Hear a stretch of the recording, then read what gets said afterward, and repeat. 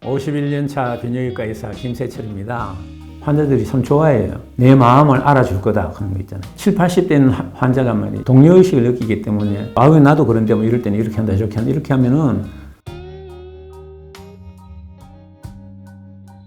남성 호르몬하고 배뇨장애하고는 또 어떻게 관계가 되느냐. 우리가 40세가 넘어서면은 노화가 본격적으로 시작되면서 인체의 세포수가 감소합니다.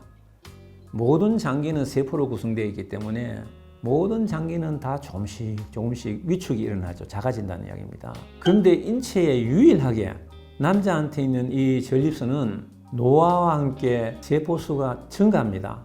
다시 말해서 전립선이 자꾸 커지는 거예요. 해마다 2%씩 커집니다. 근데 전립선 비대증이 일어나기 전까지는 세포가 새로 생기는 거하고 세포가 죽어서 없어지는 괴사가 균형을 이루고 있어요. 그래서 잘 이렇게 바란스를 이래가 전립선이 커지지 않는데 이게 이제 노화가 시작되면 말씀이죠. 균형이 깨져 버린다 이거죠. 남성 호르몬이 자꾸 부족하다 보니까 어느 수준 이상 지나가 버리면은 상대적으로 여성 호르몬의 역할이 많아지죠. 많아지면은 이 여성 호르몬이라는 것은 세포의 정식에 관여합니다. 그러면서 세포가 괴사가 이런 것을 억제해버려요. 그래서 이 여성 호르몬 때문에 전립선이 자꾸 커지는 거죠. 세포수가 증가하기 때문에.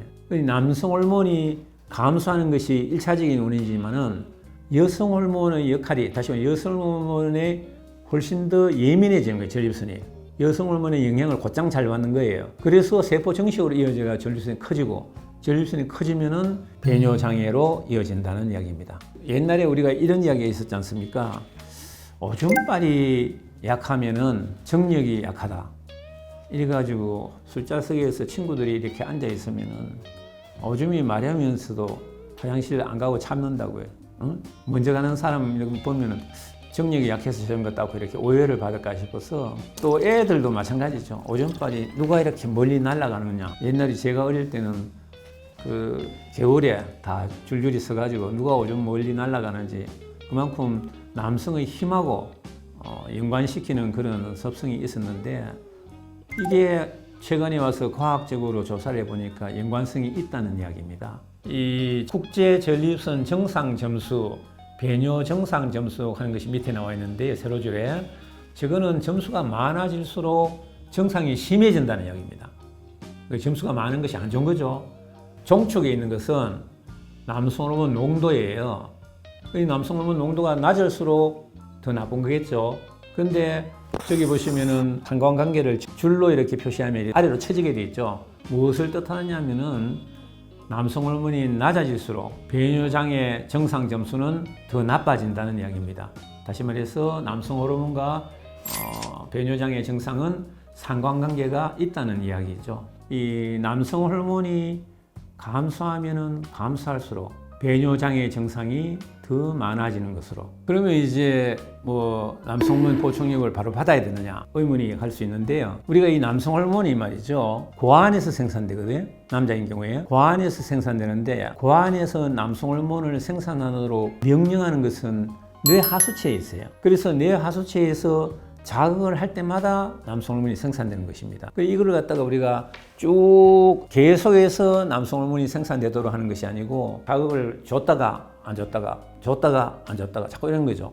일직선으로 이렇게 있는 것이 아니고 파도를 친단 말이죠. 파도를 치기 때문에 피 검사를 했을 때 파도의 아랫부분에 갔을 때 피가 뽑히면은 실제로는 그보다 더 높을 수 있다는 이야기고 파도의 꼭대기에 가 있을 때 피가 뽑히면은 실제로는 그보다 더 낮다 이런 이야기거든요.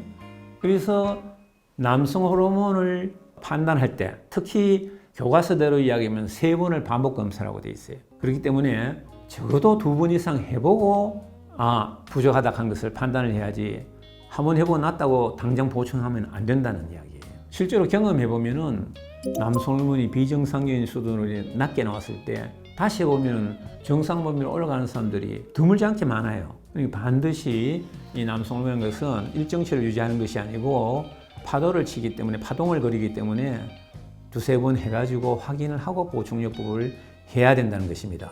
이게 남성 호르몬이 정상적인 사람이 받았을 때는 덕보다 실이 많기 때문에 조심해야 된다는 이야기입니다.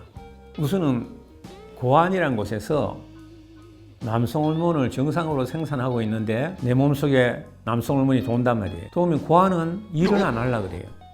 내가 안 해도 밖에서 도는데 고환이 작아져요. 위축이 온다는 거죠. 그러면 고환에서 하는 일이 뭡니까? 정자를 생산하잖아요. 그 정자 생산에 문제를 일으키죠. 그리고 많은 남자들이 자기도 모르는 전립선 암을 갖고 있습니다. 다른 암하고 달라가지고 전립선 암은 잠재성암. 이 암이 상당히 많거든요.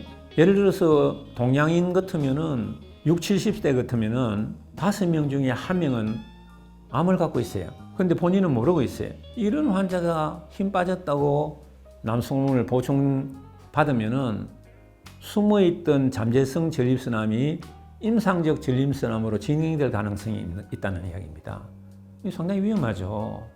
그리고 적혈구 과다 생산이 되고 말이죠. 그래서 혈전증으로 위험도 생기고 때문에 운동선수들이 순간적인 공격력이나 힘을 키우기 위해서 남성 호르몬 주사를 몰래 맞다가 메달을 빼앗기고 하는 일을 보지 않습니까? 그걸 걷고 말리는 이유가 이러한 부작용이 있기 때문에 금하고 있는 것이죠. 물론 그렇게 해서 기록을 올리려고 하는 것은 의도가 나쁘지만은 신체적으로도 이러한 위험하기 때문에 선수의 건강을 위해서 못하도록 하는 것이죠. 막고 있는 것이죠.